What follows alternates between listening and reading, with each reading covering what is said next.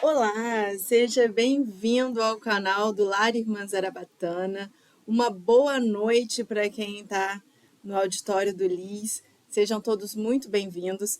Meu nome é Thaísa, eu sou médium colaboradora do Lar Irmã Zarabatana e hoje nós vamos falar um pouquinho sobre as leis morais. A gente vai falar um pouquinho quais são as leis morais e o que elas nos oferecem.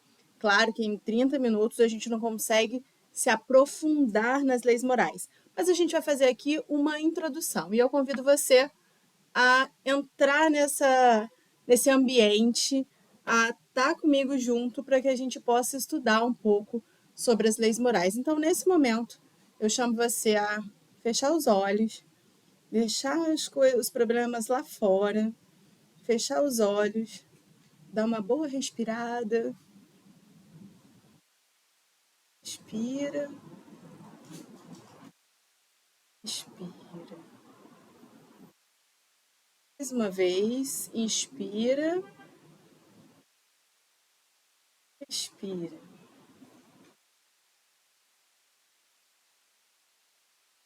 E para a gente se conectar com a energia do Lis, do Lar Irmã Zarabatana, a gente pede para que Deus, nosso Pai, cheio de misericórdia e bondade, possa estar com a gente presente nesse momento, nesse estudo, e que possa nos intuir em tudo que a gente precisa nesse momento.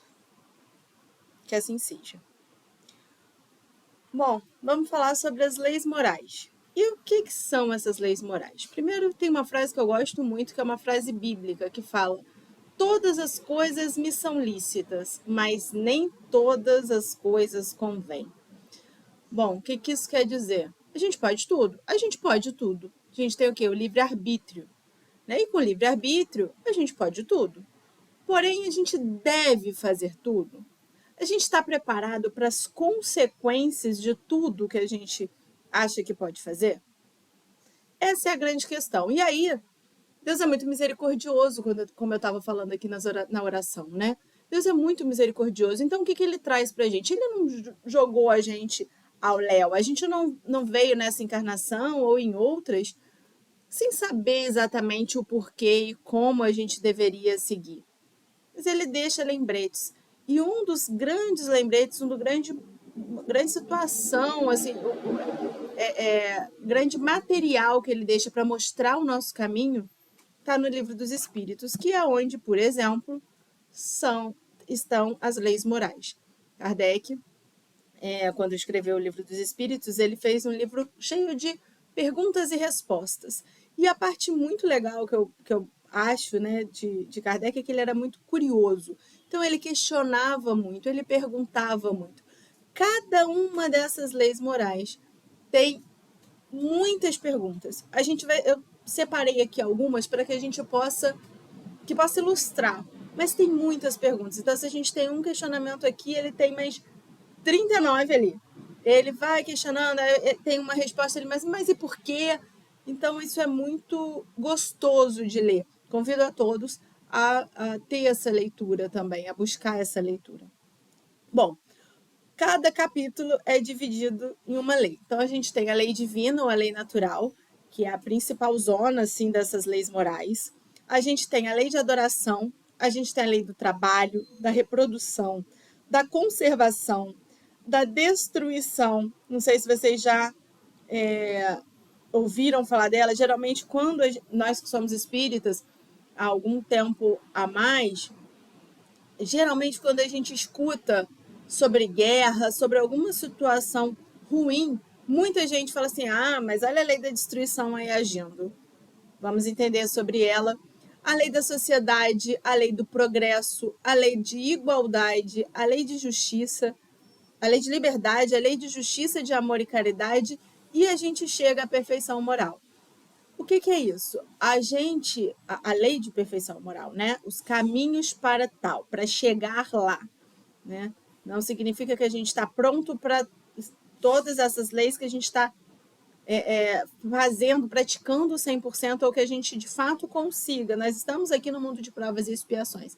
Mas o que o Kardec coloca, o que o Kardec traz nesse livro, que são respostas ditas por espíritos já desencarnados e aptos para dar essas respostas, é que o que ele traz é que existe um caminho, explica muito o porquê de certas coisas, principalmente na lei do trabalho, ele explica muito porquê que a gente tem aqui alguns determinados trabalhos e a necessidade deles, a necessidade de se trabalhar.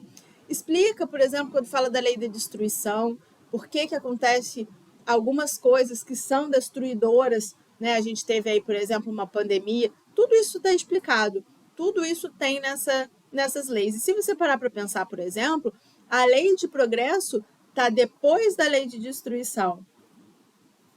Então, tem toda uma lógica, que é o que a gente vai ver um pouquinho aqui. E a perfeição moral, especificamente, que era o que eu estava falando no começo, é que a gente vai. A gente está aqui porque a gente está evoluindo, a gente está em um processo evolutivo. E a gente tem o objetivo de chegar ao nosso Atma, que é a nossa mônada, é onde a gente se conecta com a maior essência do universo, com Deus. Então, para a gente chegar lá, a gente tem que chegar a algumas perfeições. Uma delas é a perfeição moral, que na minha concepção é uma das maiores. Né?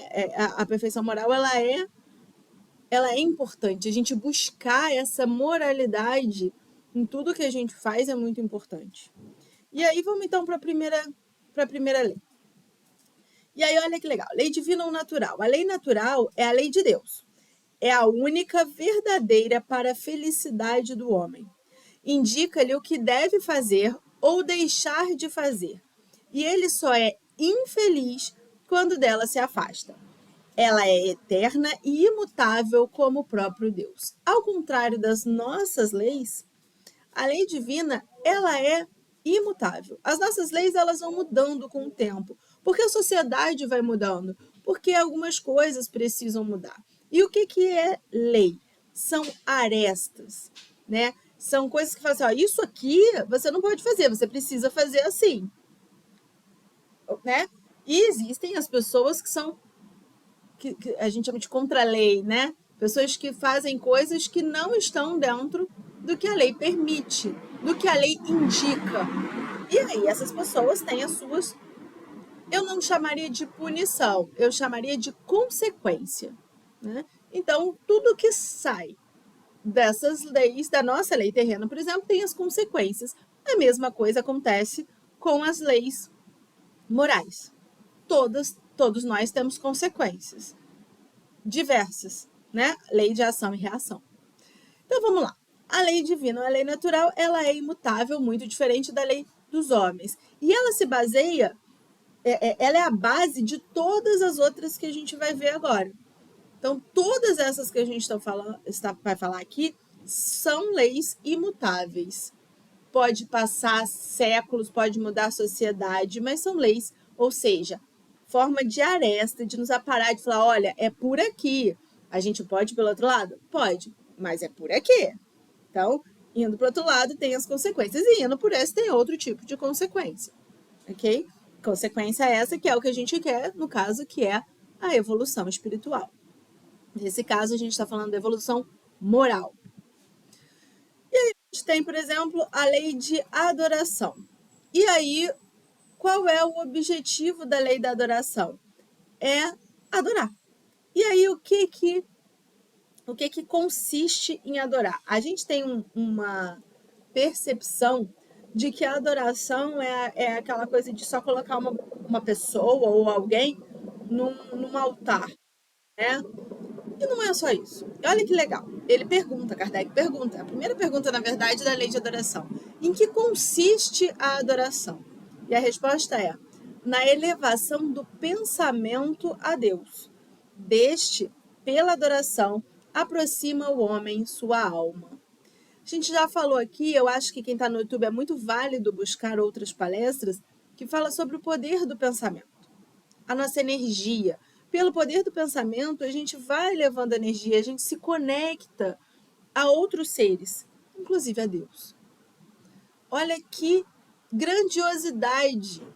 A gente pode se conectar à energia divina por meio do nosso pensamento, por meio da adoração. Então, adoração é isso, é a gente elevar o nosso pensamento, e isso pode acontecer por meio de oração, isso pode acontecer por meio de meditação, mas é a gente elevar o nosso pensamento a essa força positiva que é Deus, a essa força universal que é Deus.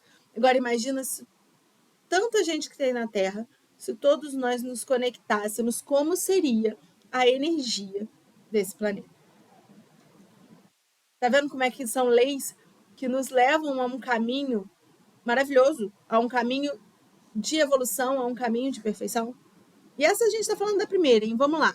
E aí, Kardec vai continuando perguntando, né? Origina-se de um sentimento inato à adoração ou é fruto de ensino? E aí, olha que interessante. É um sentimento inato, gente. Como o da existência de Deus, ou seja, existe, está dentro de todo mundo, tá? A consciência da sua fraqueza, da nossa fraqueza, leva o homem a curvar-se diante daquele que o pode proteger. Então, isso está na gente. A gente é tão ciente, mesmo que seja internamente, mesmo que a gente não tenha isso tão claro, mas a gente é tão ciente da nossa fraqueza que a gente sabe que tem algo maior. Tem gente que chama de Deus, tem gente que chama de força universal, cada um chama de um jeito, mas a gente sabe que tem algo maior. E aí a gente pode fazer essa conexão por meio da elevação do pensamento. Então, essa é a lei da adoração. Ela já nos leva a buscar algo a mais, a buscar uma proteção. Tem mais coisa, tá, gente? Mas, como eu disse, não dá para a gente falar tudo aqui e aí a gente vai seguir. Kardec continua perguntando sobre essa questão da adoração e ele fala assim: poder-se-á considerar a lei natural como fonte originária da adoração? E aí ele fala: a adoração está na lei natural. Lembra que eu falei que era uma lei base? Então, a lei natural ela é a lei base para todas as outras que a gente vai ver. Pois resulta de um sentimento inato no homem. Por essa razão é que existe entre todos os povos, se bem que sob formas diferentes. Então, como eu disse, cada um pode falar um nome, tem gente que vai falar que é a questão da natureza, tem gente que vai dar outro nome. Não importa. A gente está falando do sentimento, a gente está falando da elevação do pensamento, tá? Precisa de manifestações exteriores à adoração? E aí, olha que legal. A adoração verdadeira é do coração. Em todas as vossas ações, lembrai-vos sempre de que o Senhor tem sobre vós o seu olhar. Ficar falando alto, não precisa ser uma oração pronta, lida, é o que está no coração, é a fé de verdade, né? Jesus falava que se a gente tivesse a fé do tamanho de um grão de mostarda, que é bem pequenininho, a gente poderia remover montanhas com a fé. E o que é a fé? É a força do nosso pensamento. É a adoração verdadeira que vem do coração. Então, essa é a primeira guinada, a primeira lei que o Kardec vem nos mostrar. E aí a gente vai para a lei do trabalho. A lei do trabalho ela fala de duas questões básicas. Ela fala sobre a necessidade do trabalho e o limite do trabalho, um momento de repouso. A gente vive num momento no mundo, principalmente eu acho que depois da pandemia, as coisas ficaram muito mais rápidas. A gente sente uma necessidade de mostrar muito eficiência, mas a gente precisa descansar. A gente ainda está no corpo físico, então a gente precisa descansar, a gente precisa dar uma pausa para nossa mente, a gente precisa dar uma pausa para o nosso corpo. Quem assistiu o nosso lar, André Luiz fica muito acelerado querendo bônus hora, né? Porque ele quer ver a família. Em algum momento falam para ele: "Não, André, agora é o momento de descanso." Se eu não me engano, é a Narcisa, é a enfermeira que ele está trabalhando. Ela fala: "Agora é o momento de descanso, agora você precisa descansar. Já trabalhou bastante e agora você precisa descansar." Então, a gente precisa saber dosar tudo que tem a ver com a espiritualidade, tudo no espiritismo fala muito sobre equilíbrio. E a gente precisa ter essa ciência. Nada pode ser em excesso. A adoração não pode ser em excesso, trabalho não pode ser em excesso, porque tudo em excesso fica ruim. Até amor em excesso é ruim, porque você sufoca, né? Então é isso, a gente precisa ter equilíbrio, buscar pelo menos esse equilíbrio. E aí, Kardec pergunta: a necessidade do trabalho é lei da natureza? A resposta é: o trabalho é lei da natureza. Por isso mesmo que constitui uma necessidade. E a civilização obriga o homem a trabalhar mais, porque ele aumenta as necessidades e os gozos. Ou seja, a gente tem ali, né, algumas pessoas já puderam estudar sobre isso, a pirâmide de Maslow, né, o que a gente tem, o que a gente precisa ali primeiro, que está embaixo da pirâmide, e depois a gente vai galgando outras coisas que a gente quer. Mas o trabalho, independente de qualquer coisa, ele é uma necessidade. E aí, olha que interessante a segunda pergunta. Por trabalho, só se devem entender as ocupações materiais? E aí o Espírito da Verdade responde: não, o Espírito trabalha, assim como o corpo. Toda ocupação útil é trabalho. Então a gente não está falando só do trabalho que nos é remunerado em dinheiro físico. A gente não está falando só do trabalho físico. A gente está falando do trabalho espiritual também. Do trabalho que cada médium está fazendo nessa casa, do trabalho que a gente faz quando a gente também ajuda, quando a gente apoia o irmão, né? Quando a gente vai visitar um asilo, quando a gente vai visitar uma creche. Isso também é trabalho, isso também é trabalho espiritual. Quando a gente dorme e o nosso corpo desdobra, quando a gente entra em desdobramento e a gente está trabalhando também no mundo espiritual, porque o nosso espírito precisa muito menos de descansar do que o nosso corpo. Então a gente segue também trabalhando enquanto a gente dorme, porque é uma lei universal, é uma lei moral. É importante, é necessário trabalhar. E aí ele segue. Porque o trabalho se impõe ao homem. E aí ele fala, olha que interessante a explicação. Por ser uma consequência da sua natureza corpórea. É expiação e, ao mesmo tempo, meio de aperfeiçoamento da sua inteligência. Sem o trabalho, o homem permaneceria sempre na infância, quanto à inteligência. Por isso é que seu alimento, sua segurança e seu bem-estar dependem do seu trabalho e da sua atividade. Ao que é muito fraco de corpo, outorgou Deus a inteligência para suprir essa limitação, mas é sempre um trabalho. Ou seja, não precisa ser um trabalho braçal, não precisa. Qualquer tipo de trabalho é válido, qualquer tipo de trabalho é bem-vindo e importante, porque é uma expiação. E a gente está o quê? Num planeta de provas e expiações. E a gente precisa trabalhar para sobrevivência. Né? O trabalho físico, ele é para sobrevivência. Né? Para a gente ter um retorno, um dinheiro para conseguir comprar comida, para conseguir pagar aluguel, luz, água, enfim. E isso, olha que interessante, que nos trazem é uma expiação. Em algum momento a gente vai conseguir trabalhar cada vez mais de forma espiritual, de acordo com a nossa evolução. Mas isso não significa que a gente não vai ter trabalho.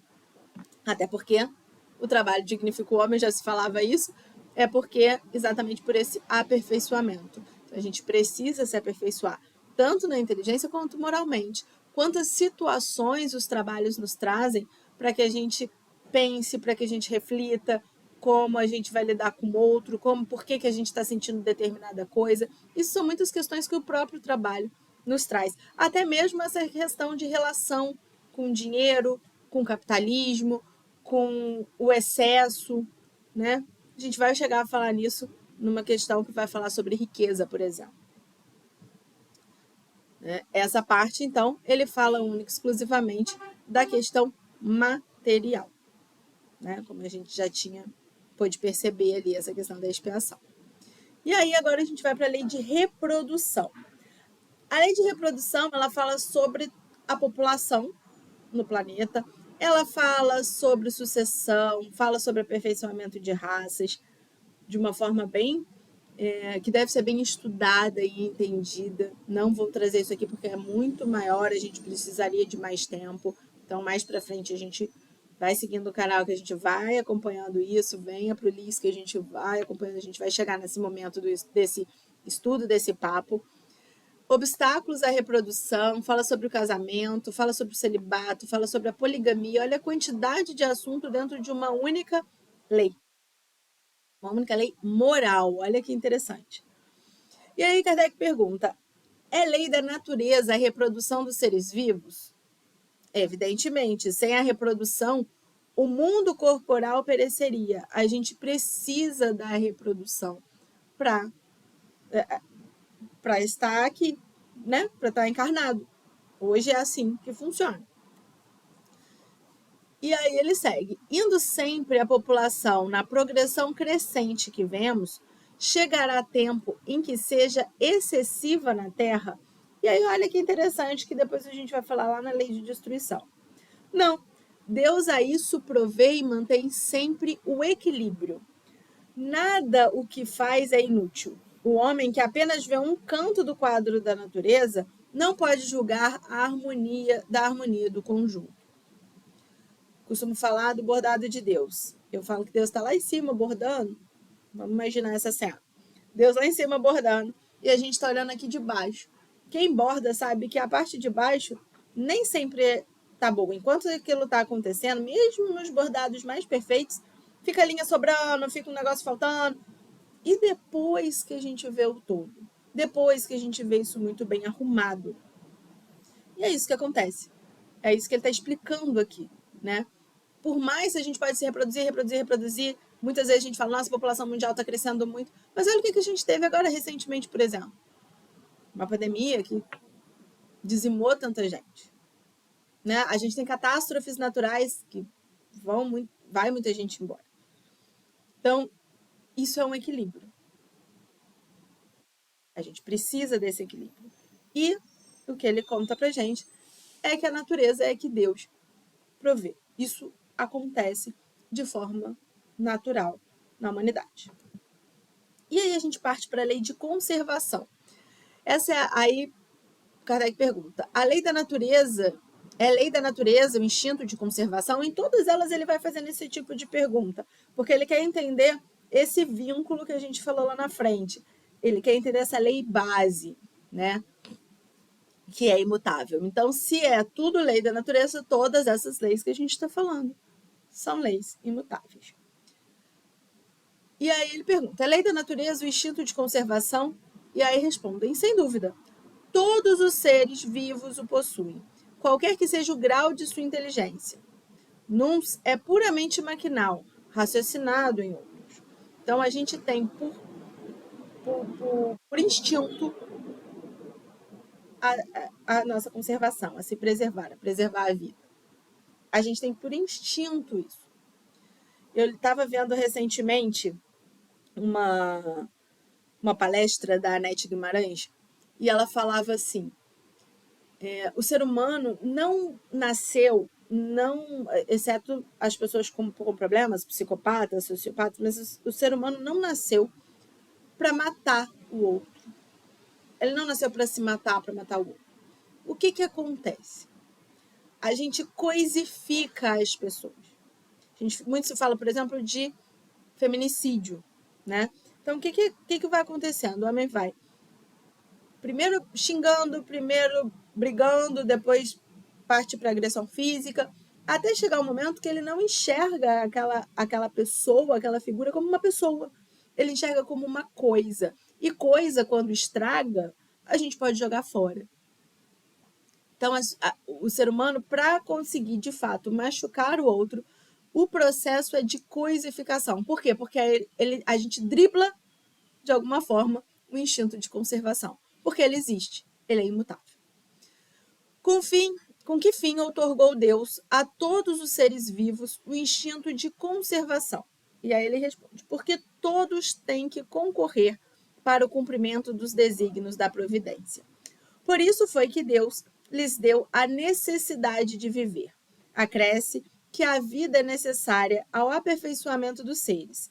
Eles o sentem instintivamente, sem disso se aperceberem. Ou seja, é instintivo. A gente sabe, a gente está aqui porque a gente tem cronograma, a gente está aqui porque a gente quer evoluir, e não seria útil tudo na espiritualidade. A gente fala sobre a utilidade disso, não seria útil a gente não se preservar. A gente, que legal, eu tô aqui do alto, como será ser lá embaixo? Pá, cair. Por isso a gente tem medos, por isso a gente tem sensos, né, de cuidado e de preservação. Por isso a gente cuida para o neném não bater a cabeça em quina, essas coisas. Isso é importante, porque a gente tem esse instinto da conservação. Então, a lei da conservação, ela fala sobre o instinto da conservação, mas ela também fala sobre os meios de conservação. E aí, ele vai seguindo, né? Então, o que ele pergunta também sobre a questão dos meios de conservação? Tendo dado ao homem a necessidade de viver, Deus lhes facultou em todos os tempos os meios de o conseguir? E aí ele responde, sim. E se ele os não encontra, é que não os compreende. Não seria possível que Deus criasse para o homem a necessidade de viver sem lhe dar os meios de consegui-lo, porque Deus é justo, ele é justo e bom. Essa razão porque faz que a terra produza de modo a proporcionar o necessário aos que habitam, visto que só o necessário é útil, o supérfluo nunca é. Todo o supérfluo são coisas que a gente colocou ao longo do tempo, ao longo da nossa existência, como extremamente necessário. Mas se a gente pensar no que a natureza nos dá, ela nos dá comida, ela nos dá água, ela nos dá a possibilidade da gente viver. Ok? É isso que ele está passando aí. Então, a gente tem os meios de conservação para conservar o nosso corpo físico. Porque nem sempre a terra produz bastante para fornecer ao homem o necessário. E aí, olha que interessante que ele traz para gente. É que, ingrato, o homem a despreza. Ela, no entanto, é excelente mãe. Muitas vezes também ele acusa a natureza do que só é resultado da sua imperícia ou da sua imprevidência. A terra produziria sempre o necessário, se como necessário soubesse o homem contentar-se. Ora, a gente tem destruído a natureza. A gente tem prejudicado muito o meio ambiente, em prol de muitos supérfluos. E aí, com isso, a gente hoje vê pedaços do globo terrestre com grandes problemas, com sérios problemas para a conservação daquele espaço, daquele meio ambiente e das pessoas que ali habitam. Somos nós que estamos fazendo isso. Nosso o quê? Livre-arbítrio. Se a gente vai pelo outro caminho, não segue o que a lei está falando, a gente tem as consequências.